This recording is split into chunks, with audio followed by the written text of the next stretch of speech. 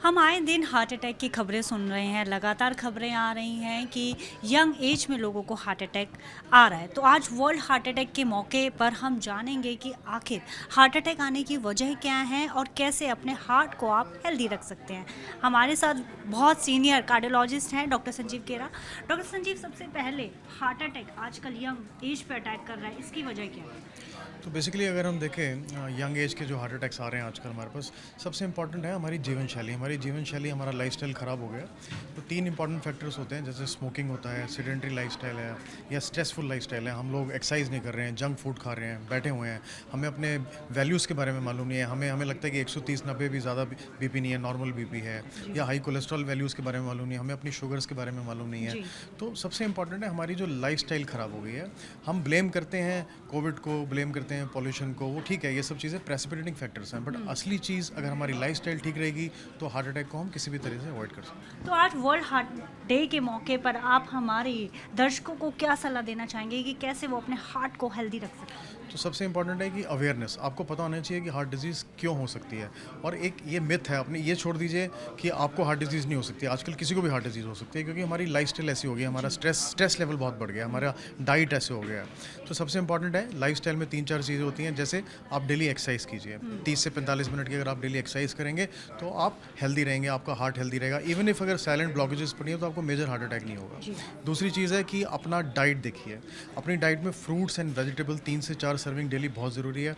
Healthy fresh food खाइए, package items मत खाइए जो फ्रोज़न फूड होता है या जो बेसिकली स्टेल फूड होता है, जो पड़ा रहता है फ्रिज में 3-4 दिन के बाद हम खाते हैं, वो मत खाइए। और कॉम्प्लेक्स कार्ब खाइए, मैदा मत खाइए, ब्रेड मत खाइए, ज़्यादा मीठी चीज़ें मत खाइए। ये इंपॉर्टेंट है डाइट और एक्सरसाइज को लेके। जी। तीसरी इंपॉर्टेंट चीज़ है कि आपको अपनी वैल्यूज़ पता कीजिए कि क्या बीपी आपके लिए होना चाहिए, क्या कोलेस्ट्रॉल होना चाहिए, क्या शुगर होना चाहिए, अपना रिस्क फैक्टर जानिए। और सबसे इंपॉर्टेंट, जिसको हम गोल्डन आवर बोलते हैं, इन केस आपको कभी हार्ट अटैक शुरू होता है, जिसके सिम्टम्स आप सोच रहे हैं कि गैस की वजह से है, कोई भी ऐसी तकलीफ जो छाती में हो रही है, घबराहट के साथ हो रही है, पसीने के साथ हो रही है, वो गैस नहीं हो सकती, वो हार्ट अटैक हो सकता है। जी। स्पेशली अगर आपके अंदर रिस्क फैक्टर से, जैसे स्मोकिंग था आपने, तो आप उसको इग्नोर मत कीजिए। सबसे पहले एक ईसीजी कराइए। आजकल मार्केट में बहुत सारे ईसीजीज, हो सकता है आप अस्पताल पहुंचने में टाइम लें, ईसीजी करने में टाइम लें, तो आजकल एक डिजिटल ईसीजी डिवाइसेस आ गए हैं। बहुत बहुत कंपनीज ने लॉन्च किया है। एक संकेत लाइफ से है, डिजिटल ईसीजी डिवाइस है, जो सिंपल सा आप चेस्ट के ऊपर रख के 12 लीड ईसीजी, 6 लीड ईसीजी ले सकते हैं। और किसी भी अपने कार्डियोलॉजिस्ट को या फिजिशियन को वो ईसीजी व्हाट्सअप कर दीजिए, वो बता देगा आपको कि आपको हार्ट अटैक चल रहा है। तो you will not lose time in reaching hospital, जहाँ पे असली इलाज होना है। हम क्या करते हैं, पहले हम पड़ोसी से सलाह लेते हैं, फिर हम केमिस्ट के पास जाते हैं, ओवर द काउंटर मेडिसिन लेते हैं, फिर ईसीजी कराते हैं जाके, अल्टीमेटली 1 घंटे में दो, हम 3-4 घंटे लूज कर देते हैं, जबकि जो गोल्डन आवर होता है हार्ट को बचाने का, वो 1 घंटा होता है। तो ये डिवाइसेस बड़े इंपॉर्टेंट है, इनको लेना चाहिए। बाकी रेगुलर चेकअप्स कराते रहें, प्रिवेंटिव चेकअप्स कराते तो रहें। क्या हमारी बॉडी किसी तरह के सिम्टम्स शो करती है कि हमारे हार्ट अभी बीमार है और इसको अभी यस, देखने की ज़रूरत है? बिल्कुल बिल्कुल ठीक है। क्योंकि इसमें कभी भी ऐसे नहीं होता कि हार्ट अटैक खड़े खड़े आदमी को हो गया, ये कुछ वार्निंग सिग्नल्स दे रहा होता है, और वार्निंग सिग्नल्स को बोलते हैं हम एंजिना।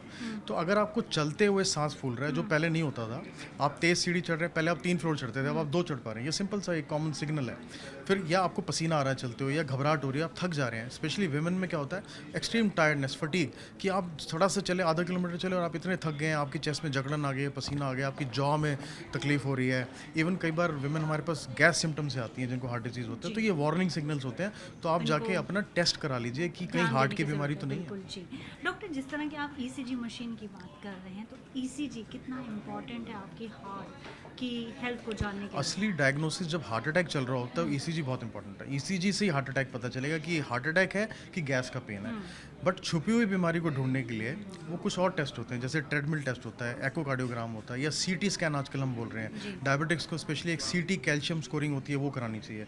अगर आपकी बॉडी हार्ट में अगर कैल्शियम जमता जा रहा है, वो जो सीटी स्कैन बता देगा, तो इसके मतलब अंदर की ब्लॉकेजेस हैं, आपको हार्ट अटैक के चांसेस ज़्यादा है। बट डिजिटल मॉनिटरिंग बड़ी इंपॉर्टेंट है, जिसमें अप्लाइंसेस आते हैं, जिसमें शुगर मॉनिटरिंग आती है, जिसमें डिजिटल बीपी इंस्ट्रूमेंट्स आते हैं, जिसमें डिजिटल ईसीजी आता है, जो मैंने अभी आपको बताया, एक संकेत लैब की तरफ से जो लॉन्च हुआ है। बहुत ही चीप डिवाइस है और ये बहुत एफिशिएंट डिवाइस है, इसकी स्पेसिफिसिटी, सेंसिटिविटी बहुत ज़्यादा है। तो ये कुछ चीज़ें हैं, अगर हम ध्यान रखें, जाके अपने कार्डियोलॉजिस्ट से डिस्कस कीजिए कि हमें क्या क्या करना है इसके लिए। जी। तो वर्ल्ड हार्ट डे के मौके पर जैसा कि डॉक्टर ने बताया कि कैसे आप अपने हार्ट को हेल्दी रख सकते हैं, जब आप अपने दिल का ख्याल रखेंगे तभी आपका दिल भी आपका ख्याल रखेगा।